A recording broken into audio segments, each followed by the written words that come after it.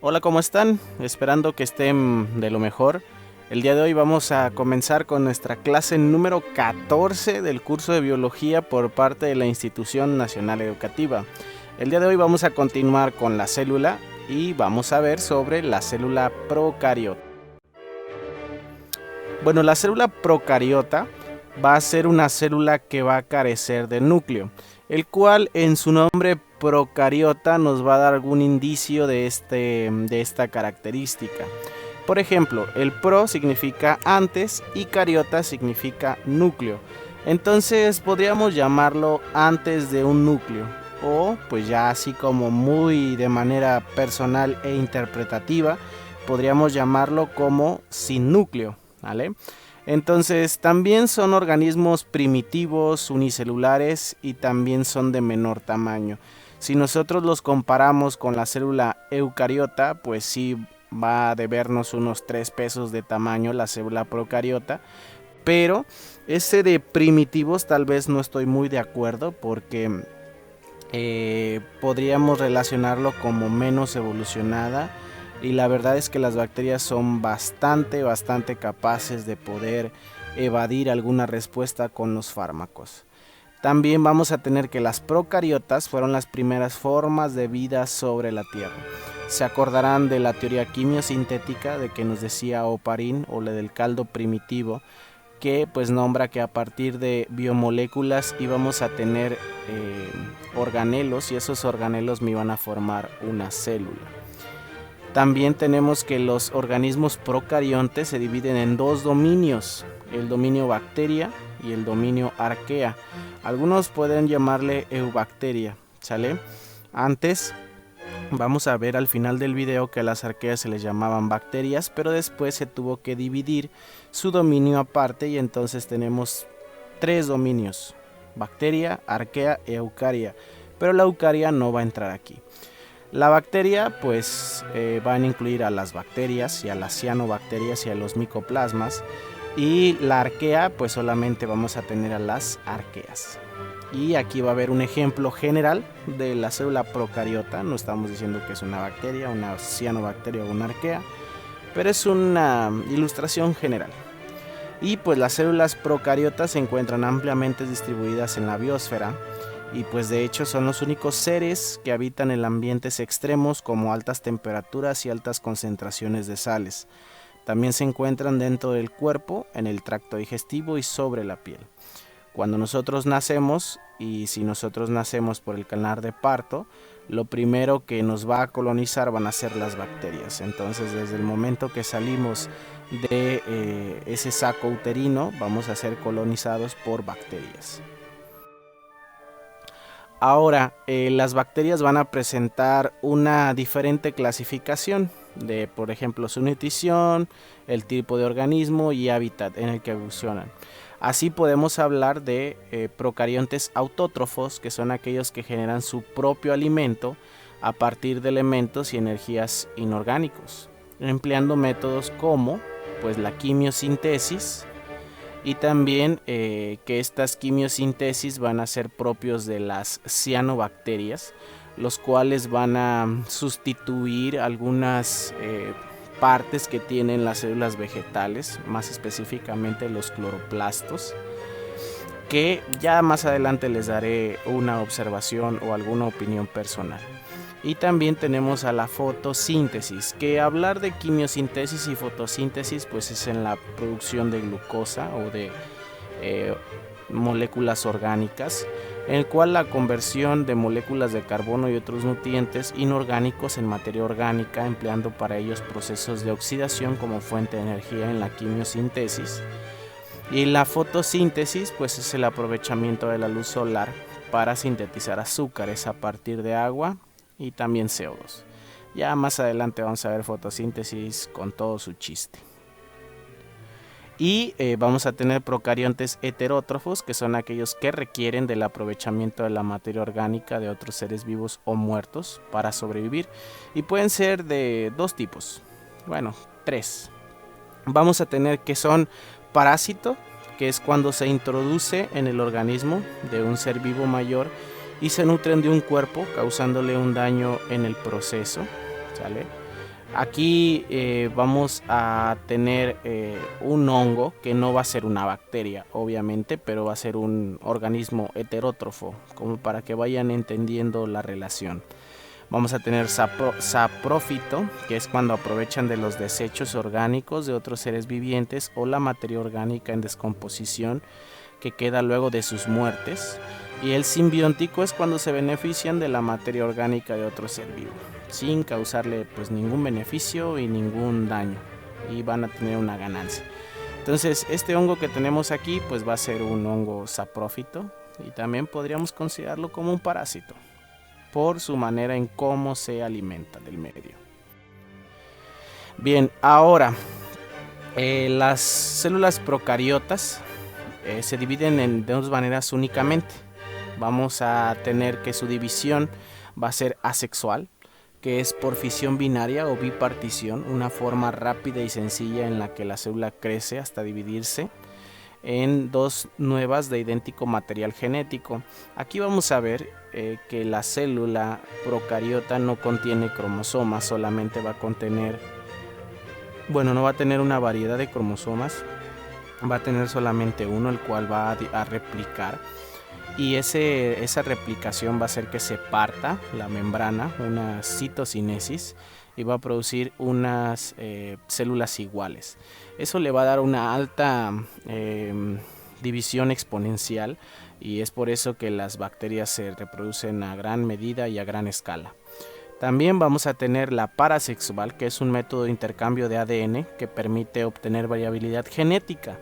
Vamos a tener dos. Miren, la conjugación es cuando una célula procariota dona otra parte de su material genético y la receptora la incorpora al propio. Eso puede ser cuando nosotros estamos enfermos, no nos acabamos el tratamiento, la bacteria se hace resistente y la dona a su bacteria vecina. Mediante un pili sexual le dona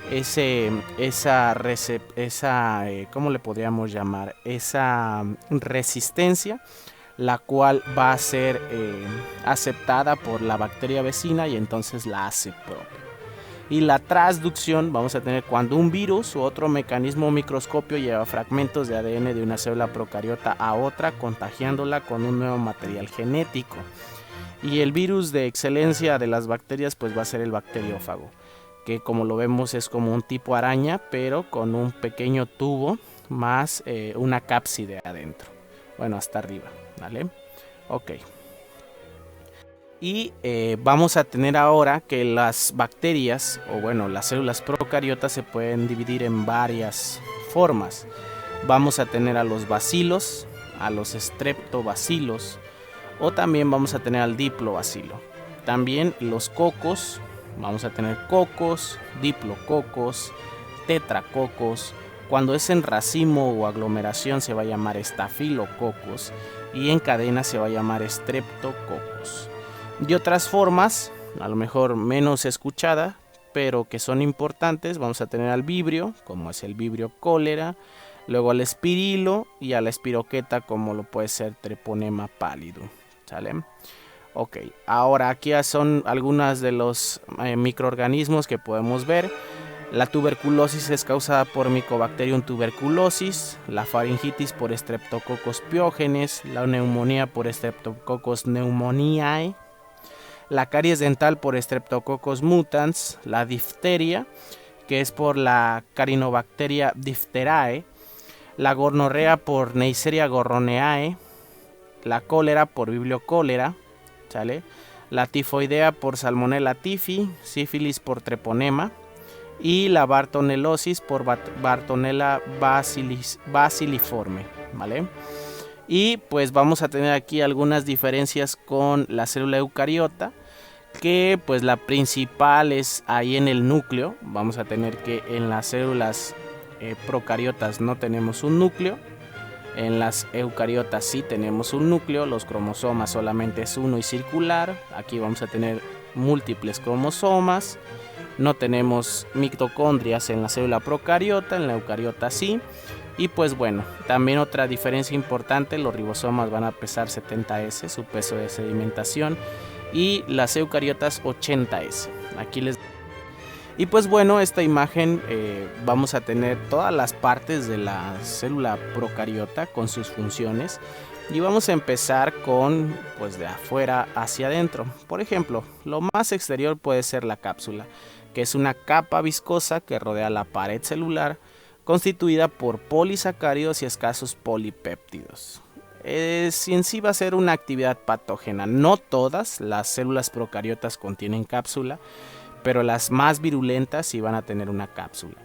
Después tenemos una membrana celular, la cual es de naturaleza fosfolipoproteica, con permeabilidad selectiva para transporte de materiales. Va a estar constituida por fosfolípidos y va a permitir quién entra y quién sale de la célula. Después tendríamos la pared celular, que está formada por peptidoglucano, que va a darle protección a la célula, y eso me va a permitir dividir a la célula procariota en dos grandes grupos: células gram positivas y gram negativas. Las gram positivas van a tener una pared celular mucho más gruesa y las gram negativas mucho más delgada. Luego vamos a tener al citoplasma, el cual presenta abundantes ribosomas, inclusiones citoplasmáticas y puede presentar plásmidos. Va a ser la parte líquida de la célula, ¿vale? Después vamos a tener aquí al flagelo, que va a ser el organoide locomotor, constituido por un cuerpo basal, gancho y filamento tubuliforme proteínico.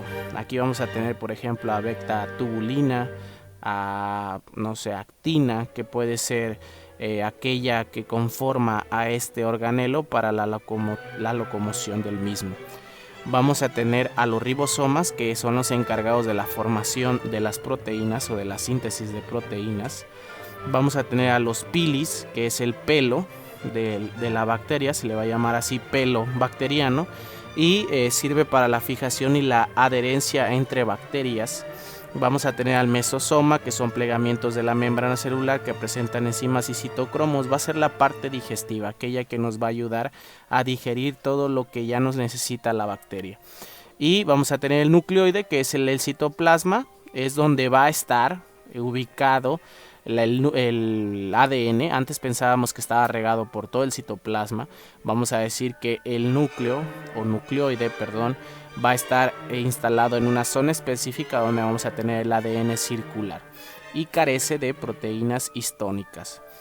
Vamos a tener gránulos de alimentos que producen producto de algún metabolismo hecho por el organismo, y también vamos a tener los plásmidos, que son moléculas ADN circular independientes del ADN bacteriano. Es decir, tenemos el ADN bacteriano, pero aparte vamos a tener un DNA independiente, muy independiente. Espero que no lo olviden.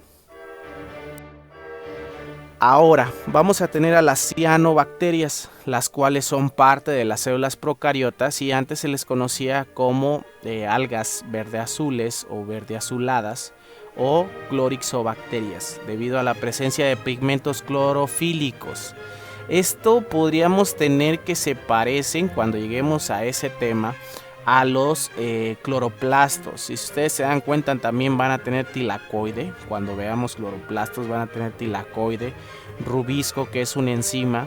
Entonces podríamos tener una relación por ahí con el cloroplasto, lo cual estos van a ser encargados de la realización de la quimiosintesis y que es muy importante para la producción de moléculas orgánicas, ¿vale?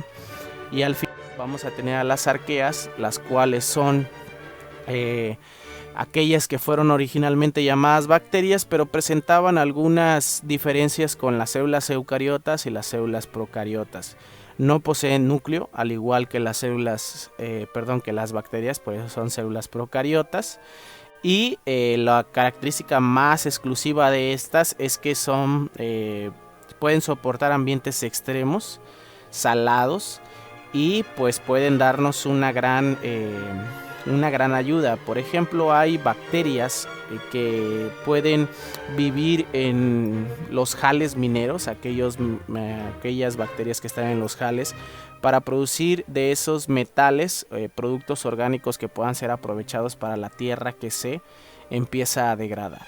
Luego tenemos que también son capaces de obtener energía a partir del amoníaco mediante azufre o usando hidrógeno, y se conocen arqueas capaces de obtener energía a partir de la luz solar y otras capaces de fijar su carbono a partir del CO2 presente en el aire, pero no pueden hacer las dos funciones la misma célula, es decir, o fijan la luz o fijan el carbono, ¿vale? Espero que haya quedado claro.